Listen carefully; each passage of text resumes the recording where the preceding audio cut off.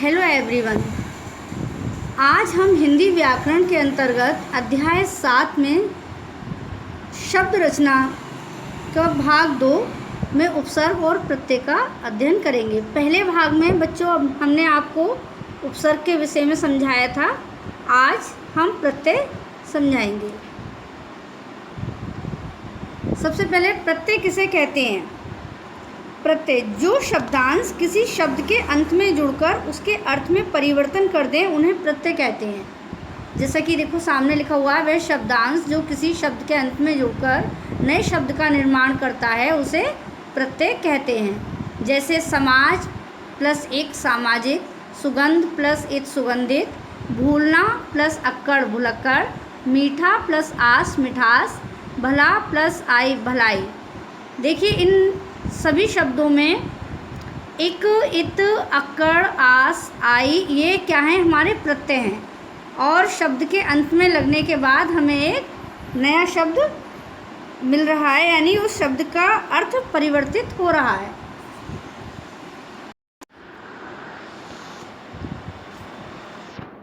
अब हम आगे देखते हैं प्रत्यय के प्रकार।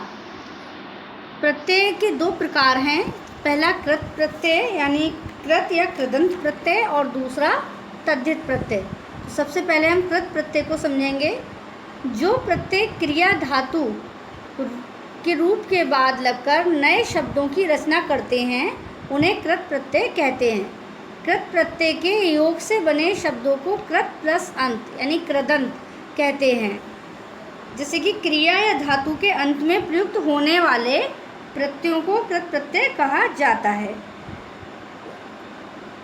अर्थ और प्रयोग की दृष्टि से कृत प्रत्यय निम्नलिखित 5 प्रकार के होते हैं।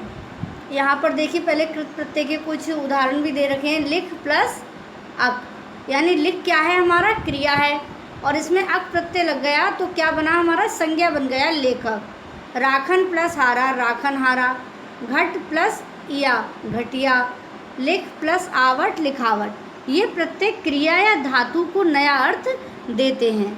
कृत प्रत्यय के योग से संज्ञा और विशेषण बनते हैं।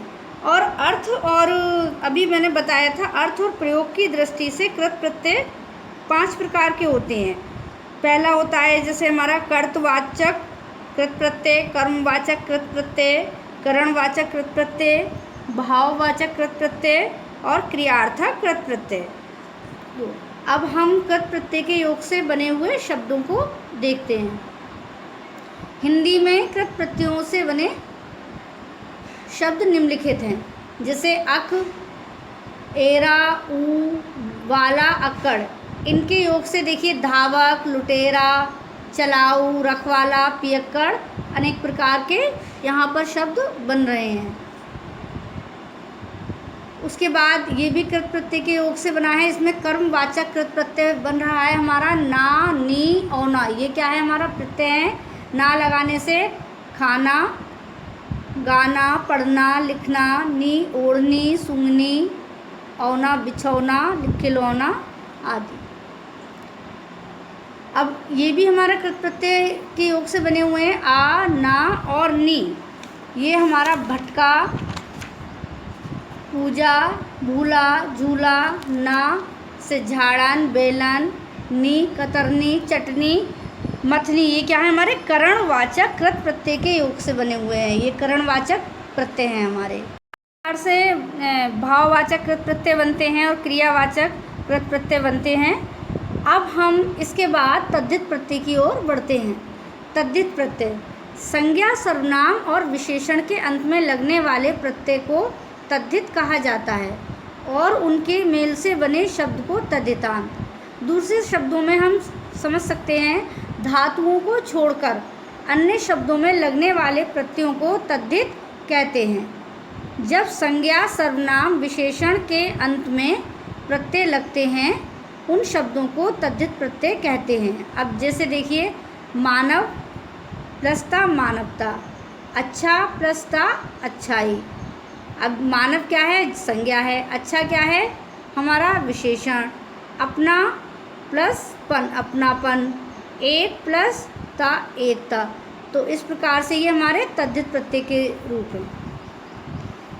अब तद्धित प्रत्ययों के योग से बने शब्द देखते हैं। यहाँ पर ये तद्धित प्रत्यय दे रखे हैं, आई, ता, आपा, आरी, आल, ई, त्वय, इक, या, इला, वान। इनसे देखिए शब्द बने हुए हैं, बुराई, मानवता, मोटापा, भिखारी, ससुराल, सर्दी, कवित्व, धार्मिक, लुटिया, रंगीला, गुणवान। और भी अनेक प्रकार के यहाँ शब्द दे रखे हैं जो आप स्वयं इसका अध्ययन कर सकते हैं। अब आगे देखते हैं तद्धित प्रत्यय। तद्धित प्रत्यय के योग से उर्दू, अरबी, फारसी के तद्धित प्रत्यय हैं जो आगत भाषा, हमारी विदेशी भाषा के योग से जो हमें प्रत्यय हैं वो तद्धित प्रत्यय देखते हैं। यहाँ मंद लगाने से अक्लमंद, ज़रूरतमंद, सेहतमंद, आना, सालाना, रोज़ाना, मेहनताना, नाक, शर्मनाक, दर्दनाक, खतरनाक, गार, मददगार, खिदमतगार, तलबगार, दार, मालदार, हिस्सेदार, साज, समझदार, दानी, चूहेदानी, मच्छरदानी, नमकदानी, गी, आवारगी, दीवानगी, पेशगी, दान, पीकदान, रोशनदान, पानदान। ये क्या है? उर्दू यानी अरबी फारसी मिश्रित तद्धित प्रत्यय हैं।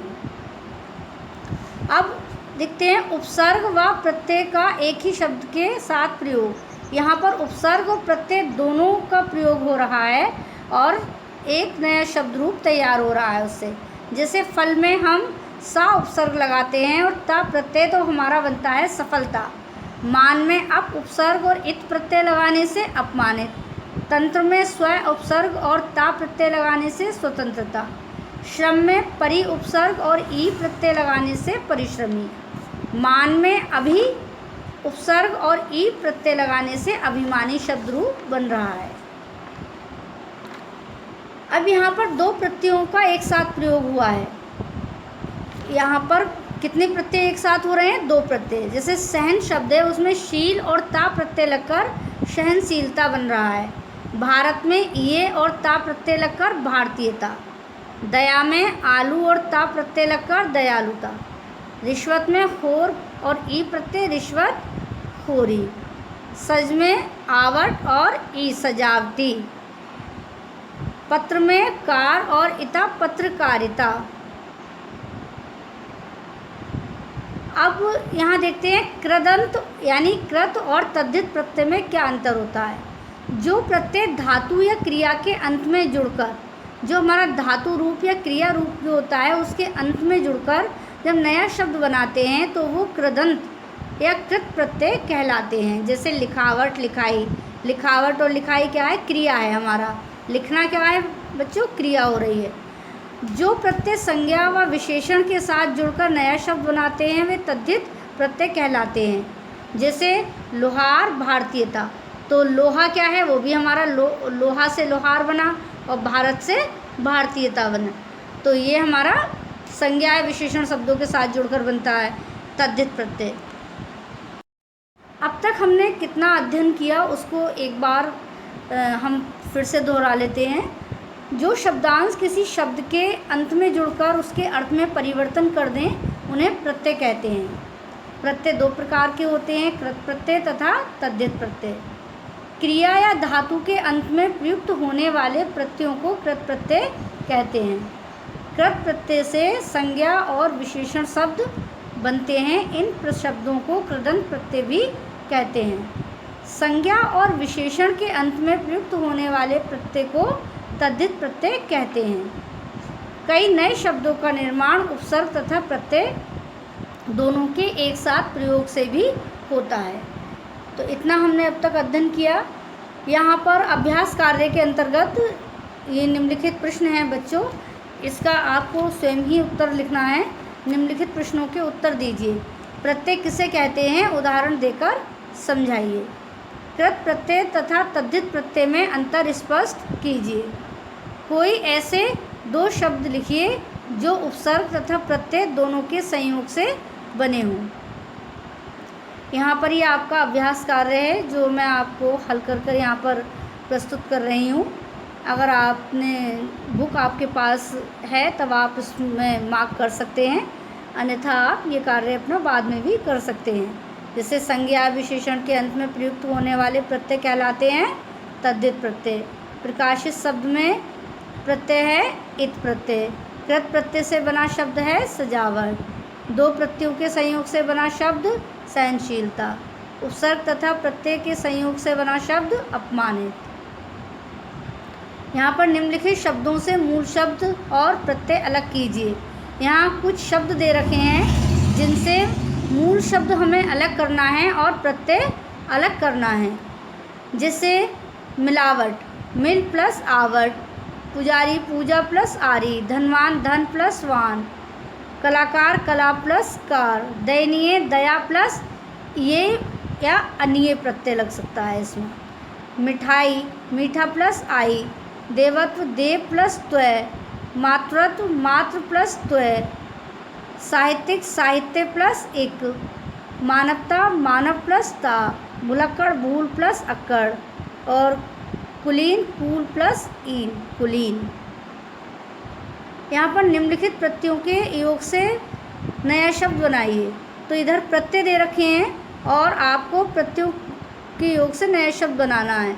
जैसे इन है दे रखा है तो कुल में अगर हम इन जोड़ेंगे तो कुलीन बनेगा। अब आवट है तो सज में आवट जोड़ देंगे तो सजावट। फूफा में एरा जोड़ देंगे तो फुफेरा। मदद में गार जोड़ देंगे तो मददगार। समाज में एक जोड़ेंगे सामाजिक। लेखक में एक इका जोड़ा लेखिका। चमक में इला जोड़ा चमकीला। छल में आवा जोड़ा छलावा। अब नीचे दे रखा है निम्नलिखित शब्दों में प्रयुक्त प्रत्ययों को अलग अलग करके लिखिए। तो यहाँ कुछ शब्द दे रखे हैं जिनमें दो दो प्रत्यय दे रखे हैं, वो आपको अलग करने हैं। जैसे नैतिकता एक प्लस एक और ता दो प्रत्यय हैं। बचपना अन प्लस आ, इसमें दो प्रत्यय हैं। रिश्वत प्लस होरी, होर प्लस ई। दयालुता ऊ प्लस ता। बनावटी, ये बच्चों यहाँ पर दयालु, यहाँ पर आलू प्रत्यय आएगा, बाय मिस्टेक मैंने ऊ लिख दिया है यहाँ पर। बनावटी में आवट प्लस ई। भारतीयता ये प्लस ता। तो आप यहाँ पर दयालुता में आलू और प्लस ता प्रत्यय कर सकते हैं। यहाँ बाय मिस्टेक मुझसे ऊ बन गया है।